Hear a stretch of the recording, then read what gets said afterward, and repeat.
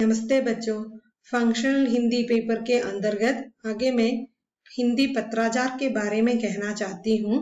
हिंदी पत्राचार जो सरकारी कार्यालयों में बहुत सारे पत्र आते हैं, बहुत सारे पत्र जाते हैं। इन बातों से वहाँ का जो कार्य सुचारू ढंग से चले जाते हैं, वही पत्राचार का महत्व है। सरकारी कार्यालयों में, जो केंद्रीय सरकार के कार्यालयों में हो या अन्य सरकारी कार्यालयों में हो, तो पत्राचार का विशिष्ट स्थान है। जो सरकारी कार्यालयों में जो पत्राचार का प्रयोग अधिक होता है, और यह सरकारी कार्यालयों की कार्य पद्धति संप्रेषण प्रणाली की रीढ़ की हड्डी होती है। जो सरकारी कार्यालयों में बहुत सारे जो कामकाज होते हैं, उस कार्य पद्धति एवं वहाँ जो संप्रेषण की प्रणाली होते हैं, आदान प्रदान की जो प्रणाली वगैरह होते हैं, उसकी जो रीढ़ की हड्डी है ये पत्राचार। तो पत्राचार का महत्व क्या क्या है, यही हम यहाँ पर देखते हैं। सरकारी कार्यालयों की कार्य पद्धति एवं संप्रेषण प्रणाली की रीढ़ की हड्डी है पत्राचार, वहाँ की जो पत्राचार। तो जनता से संपर्क स्थापित करने और कार्य विधि को गतिशीलता प्रदान करने में सहायक होते हैं पत्राचार। पत्राचार हम किस लिए करते हैं? जनता से संबंध स्थापित करने के लिए। तो हम जो पत्राचार करते हैं वो नहीं है, सरकारी कार्यालयों में जो पत्राचार होते हैं वो इसलिए है कि वो जनता से संपर्क स्थापित करने के लिए, जो परिपत्र, सर्कुलर लेटर वगैरह हम देखते हैं ना, नोटिफिकेशन और प्रेस विज्ञप्ति, प्रेस नोट, इस प्रकार ये सब जनता को अवगत कराने के लिए, जनता से संपर्क स्थापित करने के लिए ही इस प्रकार के जो पत्रों का इस्तेमाल हम करते हैं। तो इसलिए कहा करते हैं कि सरकारी कार्यालयों में पत्राचार का महत्वपूर्ण स्थान है और वहाँ की कार्य पद्धति एवं संप्रेषण प्रणाली की रीढ़ की हड्डी है ये पत्राचार। फिर ये भी नहीं, जनता से जो संपर्क स्थापित करने के लिए और कार्य विधि को, वहाँ की जो कार्य प्रणाली को गतिशील बनाने के लिए भी यह पत्र व्यवहार पत्राचार का इस्तेमाल करते हैं। तो अभी से आपको जो एक जानकारी हासिल हुए होंगे।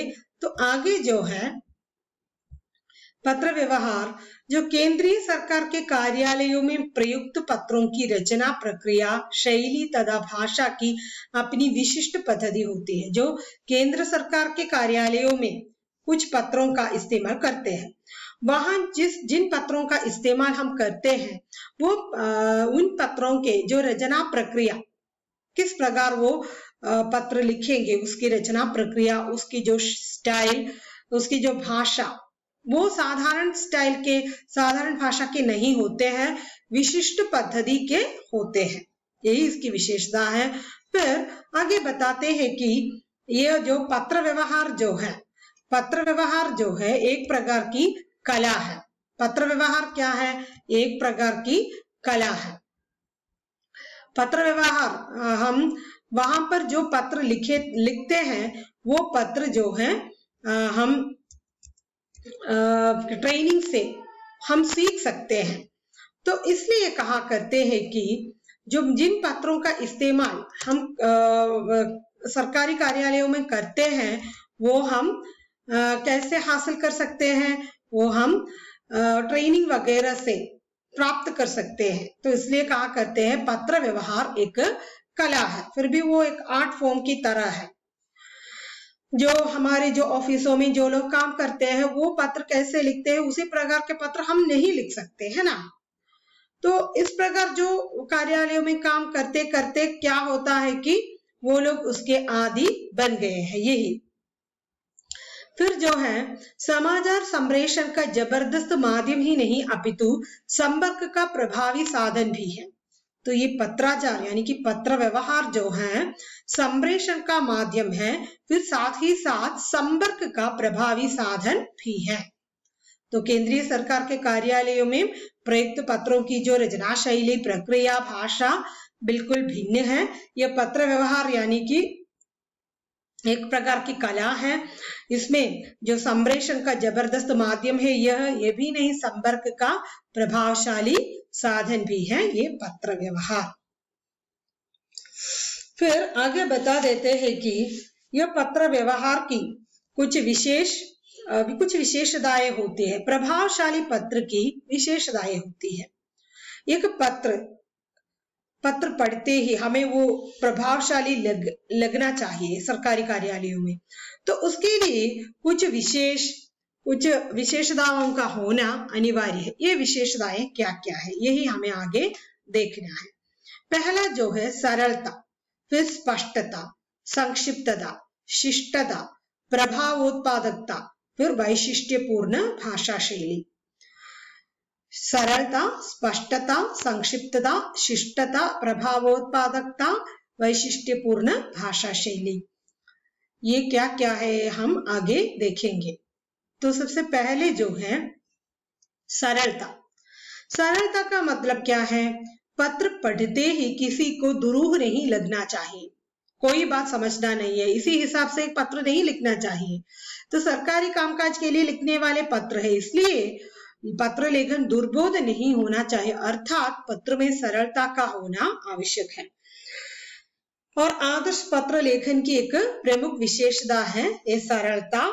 फिर इसमें जो है पत्र लेखक के विचार तथा पत्र का उद्देश्य प्रेषित के समझ में जल्दी आ जाना चाहिए। जो पत्र जो लोग पढ़ते हैं उसके समझ में जल्दी आ जाना चाहिए, उसका विषय क्या है, ये किस लिए ये पत्र लिखा हुआ है, यही सरलता का मतलब है। फिर दुर्बोध पत्र का कोई उपयोग नहीं माना जाता। पत्र क्यों लिखते हैं? किसी विचारधारा को दूसरों पर पहुंचाने के लिए, यही बात ही कार्यालयों में कर लेते हैं। पत्र पढ़ते ही कोई कुछ भी समझ में नहीं आएगा तो उस पत्र का कोई मतलब ही नहीं है। फिर पत्र द्वारा कही जाने वाली बातों एवं तथ्यों को सीधे ढंग से स्पष्ट रूप से कहना चाहिए। जो बात हम पत्र द्वारा कहना चाहते हैं वो स्पष्ट एवं सीधे ढंग से कहना चाहिए, घुमा फिरा कर कहने की कोई आवश्यकता नहीं है, यही सरलता का मतलब है। जो दूसरा जो है स्पष्टता। स्पष्टता का मतलब क्या है? प्रभावशाली पत्र के लिए जो दूसरा महत्वपूर्ण सिद्धांत है स्पष्टता, तो वो यह है कि पत्र में स्पष्टता लाने के लिए लेखन की विशेष शैली अपनानी चाहिए। एक विशेष शैली से ये लिखना चाहिए, क्लैरिटी वर्तिക്കാൻ വേണ്ടിയിട്ട് ലെറ്ററിൽ। पत्र में लंबे लंबे वाक्य विन्यास तथा अत्यंत कठिन शब्दों का कभी भी उपयोग नहीं करना चाहिए। लंबे लंबे वाक्यों का उपयोग नहीं करना चाहिए, कठिन शब्दों का प्रयोग भी नहीं करना चाहिए। फिर इस प्रकार करेंगे तो पढ़ते समय पाठक को शब्दावली या शब्दकोश सामने रखना पड़ता है। कठिन शब्दों का इस्तेमाल करेंगे तो जल्दी ही उस शब्द का अर्थ समझ में नहीं आ जाएगा। तब हर एक शब्द पढ़ते समय पास में एक शब्दकोश रखना पड़ेगा, ये हास्यास्पद होगा। इसलिए जो है पत्र में स्पष्टता होना चाहिए, सिंपल सेंटेंसों का इस्तेमाल करना चाहिए, कठिन शब्दों का प्रयोग नहीं करना चाहिए। समझ में आया ना? आगे तीसरा पॉइंट जो है संक्षिप्तता। संक्षिप्तता से ही प्रभावोत्पादकता आ जाते हैं। एक इम्पैक्ट, पत्र से एक इम्पैक्ट हासिल करना चाहिए पढ़ने वाले को, तो इम्पैक्ट आने के लिए संक्षिप्तता का होना आवश्यक है। सरकारी पत्रों में आवश्यक बातें मात्र लिखना चाहिए, तो संक्षिप्तता का होना जरूरी है। सरकारी पत्र में अवान्तर बातें न लिखकर संदर्भ एवं प्रसंगानुकूल केवल आवश्यक बातों को सीधे ढंग से लिखना चाहिए। पॉइंट മാത്രം ക്ലിയർ ആയിട്ട് എഴുതുക, ആവശ്യമില്ലാത്ത കാര്യങ്ങൾ എഴുതരുത്। अवान्तर बातें न लिखकर संदर्भ एवं प्रसंगानुकूल आवश्यक बातों को सीधे ढंग से कहना ही क्या है, संक्षिप्तता का मतलब है।